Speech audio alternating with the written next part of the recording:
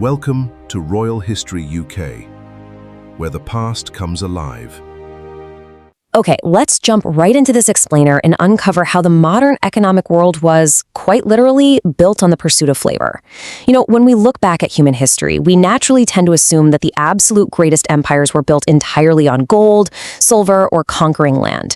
But here's the wild truth. The foundation of modern global trade, international finance, and corporate power was actually laid down by, well, something currently sitting in your kitchen cabinet. Just imagine walking into a store and paying the equivalent of a brand new, top-of-the-line smartphone for a tiny little bag of black pepper. Sounds completely ridiculous, right?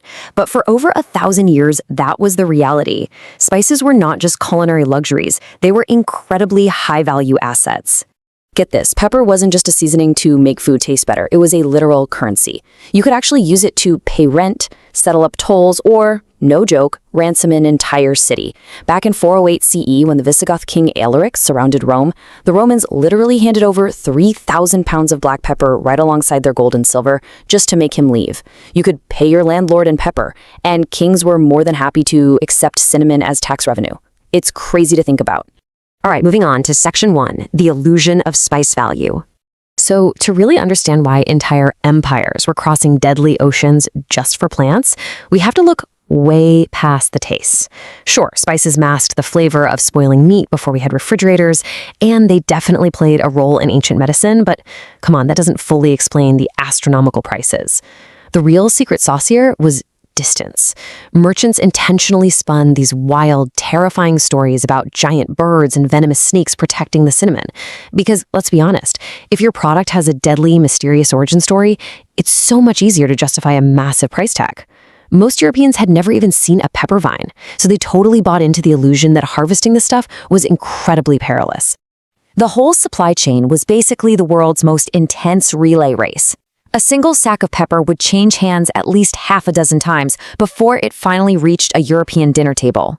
It passed from a local trader to a desert caravan, through a Red Sea port, across the Mediterranean, and then finally into the hands of European wholesalers. The plant itself didn't become any more valuable during that trip, but the journey did, with every single middleman taking a massive cut along the way. Which brings us to Section 2, Venice and the bottleneck. Think about this for a second. How does a republic that grows absolutely zero spices become the absolute richest trading power in Europe? Well, it's because whoever controls the bottleneck, the ports, the routes, and the ledgers, captures all the wealth. Venice didn't need to get their hands dirty cultivating the crops. They just needed to control the final stages of their movement into European markets. By standardizing their merchant fleets and locking down exclusive agreements with Mediterranean ports, they became the ultimate gatekeepers. This is where it gets really fascinating. Venice was basically running the exact same playbook 500 years ago that retail giants like Amazon use today. They controlled the logistics to guarantee a profit on literally every transaction. They didn't make the product at all. They just controlled the distribution, securing markups of 40% or more before those spices even left their docks. Now let's look at Section 3. Portugal bypasses the middlemen. So every time Europe bought these spices, their gold and silver just bled eastward, straight into the pockets of those middlemen. The Portuguese crown finally decided they were sick of it, and it was time to break that bottleneck completely. By sailing all the way around the southern tip of Africa, Portugal managed to skip the tax collectors, skip the Arab brokers, and completely bypass that massive Venetian markup in one single move. When Vasco da Gama survived that absolutely brutal sea route to India's Malabar coast, the cargo he brought back returned a profit 60 times the total cost of his entire expedition, a 60x return. That math is just staggering. But, as you can imagine, bypassing all those middlemen was incredibly deadly. Between 1500 and 1634, roughly 28% of all Portuguese ships were lost to storms or combat. Think about that. Almost 1 in 3 ships never made it back home.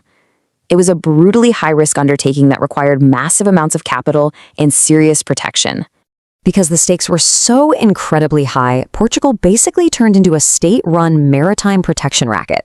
To protect their route, they heavily armed their merchant fleets, seized crucial ports, and quite literally forced all other ships to buy Portuguese passes just for the right to sail the Indian Ocean. They declared a total royal monopoly. If you got caught sailing without their authorization, they seized your ship and your crew faced some truly horrific consequences. It was literal state-backed economic warfare on the open ocean. All right, Section 4, the first corporate superpower. So maintaining royal navies is astronomically expensive, which led the Dutch in 1602 to invent an entirely new and honestly kind of terrifying weapon to control the spice trade. They wanted a piece of this massive market, but didn't want to drain the royal treasury to do it.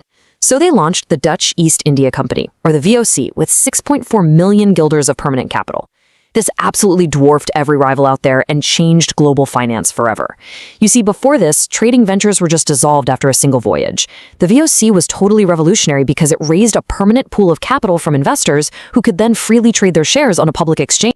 But the crazy thing is, this wasn't just a trading company. It was a private corporation equipped with its very own military, answerable only to investors who were expecting some massive dividends. Seriously, imagine a modern tech company being given the legal right to invade foreign territories, build military forts, and mint their own currency, all just to make sure they hit their quarterly earnings targets.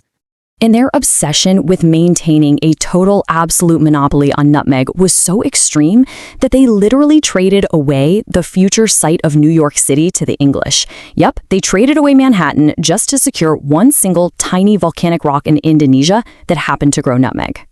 Nutmeg only grew in the Banda Islands at the time, and the VOC brutally conquered them, executing and enslaving the local population, simply to maintain absolute control over the biological source of the commodity.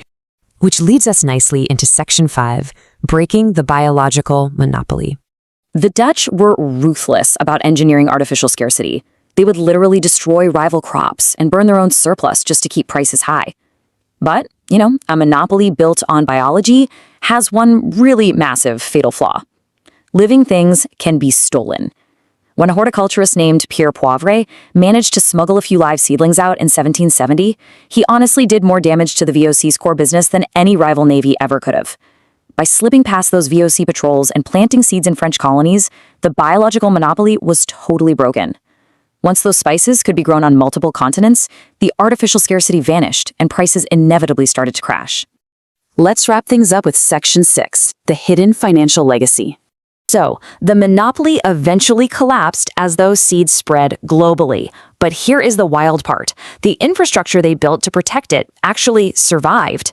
The financial systems invented way back then to manage the trade of dried seeds are literally running underneath your life today. Nobody set out to build the modern global financial system. They were just trying to fund incredibly risky pepper voyages without going bankrupt if a ship sank. We got stock markets because investors needed a way to trade those VOC shares. We got maritime insurance because losing 1 in 3 ships was just way too much risk for any single merchant to bear. We even got the framework for commodity futures, all born from merchants just trying to lock in the price of a cargo that wouldn't arrive for another year. Today, we have modern farming, standardized shipping containers, and synthetic preservatives, which completely stripped away all that manufactured scarcity. It reduced a commodity that literally funded wars into a cheap, totally invisible grocery item. It's truly wild to think about. The plant itself hasn't changed at all. The very same black pepper that once rerouted world history and funded giant military empires is now just sitting in a shaker next to your stove, totally ordinary and costing less than a fast food burger.